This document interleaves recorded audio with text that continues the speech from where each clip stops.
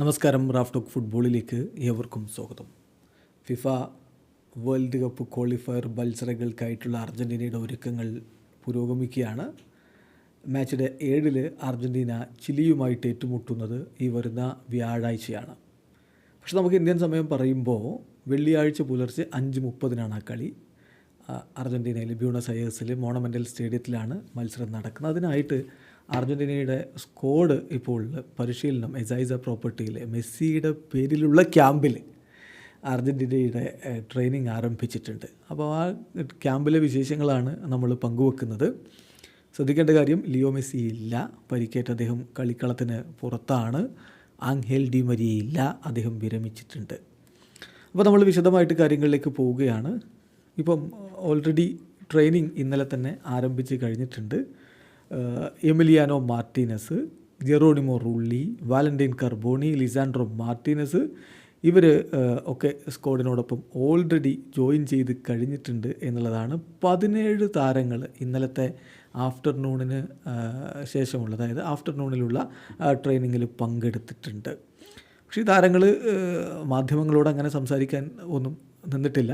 എന്നാൽ ദിബു മാർട്ടീനസ് പറഞ്ഞത് അദ്ദേഹം വളരെയധികം എക്സൈറ്റഡ് ആണ് എന്നാണ്.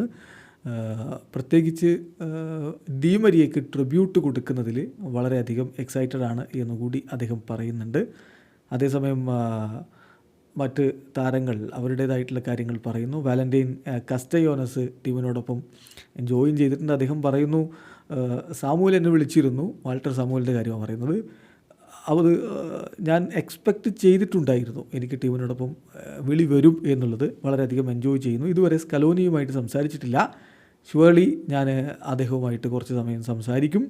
ഇത് എന്നെ സംബന്ധിച്ചിടത്തോളം വലിയൊരു ഡ്രീമാണ് ഇപ്പം കംപ്ലീറ്റ് ആകാൻ പോകുന്നത്. ദേശീയ ടീമിനോടൊപ്പം 2 തവണ കോപ്പ അമേരിക്ക അടുപ്പിച്ചെടുത്തിട്ടുള്ള ടീമിനോടൊപ്പം എനിക്കും ജോയിൻ ചെയ്യാൻ പറ്റുന്നു എന്നുള്ളതിൽ വലിയ സന്തോഷമുണ്ട് എന്നാണ് കസ്റ്റയോനസ് പറഞ്ഞത്. അദ്ദേഹം ആദ്യമായിട്ടാണ് അർജൻറ്റീന ടീമിലേക്ക് തിരഞ്ഞെടുക്കപ്പെടുന്നത്. പിന്നെ എൻസോ ഫെർണാണ്ടസും ഗോയ്ഡോ റോഡ്രിഗസും ടീമിനോടൊപ്പം അതിനുശേഷം ജോയിൻ ചെയ്തു. അതോടൊപ്പം തന്നെ Julian Alvarez, Rodrigo De Paul, Juan Musso, Giuliano Simeone, Lautaro Martinez already അവർ ഇപ്പോൾ അർജൻറ്റീനയിലേക്ക് എത്തിയിട്ടുണ്ട്. ബാക്കി താരങ്ങൾ ഇന്ന് രാവിലെ എന്ന് പറയുമ്പോൾ ഇന്ന് രാവിലെ നമ്മുടെ സമയമല്ലല്ലോ, അപ്പോൾ നമുക്ക് ഇവിടുത്തെ സമയം പറയുമ്പോൾ ഇന്ന് രാത്രിയോടുകൂടിയൊക്കെ എന്ന് പറയേണ്ടി വരും. ബാക്കി താരങ്ങൾ ടീമിനോടൊപ്പം ജോയിൻ ചെയ്യും. Gonzalo Montiel, Nicolas Gonzalez, Cristian Romero, Walter Benitez, Paulo Dybala, Matias Soule, Leandro Paredes, Alejandro Garnacho എന്നിവരൊക്കെ അതിനുശേഷം ടീമിനോടൊപ്പം ജോയിൻ ചെയ്യും എന്നാണ് പ്രതീക്ഷിക്കപ്പെടുന്നത്. ഏതായാലും ഇപ്പോൾ അർജൻറ്റീനയുടെ സ്ക്വാഡിൽ ചില മാറ്റങ്ങൾക്ക് സാധ്യതയുണ്ട്. ടാഗ്ലിയാഫിക്കോ ഇല്ല, അദ്ദേഹത്തിന് പരിക്ക് പറ്റിയതുകൊണ്ട് പുറത്തേക്ക് പോവേണ്ടി വന്നിട്ടുണ്ട്. പകരം മാർക്കോസ് അക്യൂഞ്ഞയെ ടീമിലേക്ക് അദ്ദേഹം തിരികെ വിളിച്ചു, സ്കലോനി തിരികെ വിളിച്ചു. ഡി മരിയ ഇല്ലാത്തതുകൊണ്ട് മുന്നേറ്റ നിരയിലും മാറ്റങ്ങൾക്ക് സാധ്യത. മെസ്സിയും ഇല്ല, ഡി മരിയയും ഇല്ല എന്നോർക്കുക. അതുകൊണ്ട് ഹുലിയൻ ആൽവേരസും ലൗട്രോയും ഒരുമിച്ച് കളിക്കാനുള്ള സാധ്യതയുണ്ട്. മുന്നേറ്റത്തിൽ നിക്കുലാസ് ഗോൺസാലസിനെ നമ്മൾ പ്രതീക്ഷിക്കുന്നു. അപ്പോൾ മാറ്റങ്ങളോടുകൂടിയാണ് അർജൻറ്റീന ചിലിക്കെതിരെ ഇറങ്ങാൻ പോകുന്നത് എന്നർത്ഥം. ക്യാമ്പിൽ കാര്യങ്ങൾ പുരോഗമിക്കുകയാണ്. വീഡിയോ അവസാനിക്കുന്നു. ഫുട്ബോൾ ലോകത്ത് കൂടുതൽ വിശേഷങ്ങളുമായി റാഫ് ടോക്സ് എത്താം.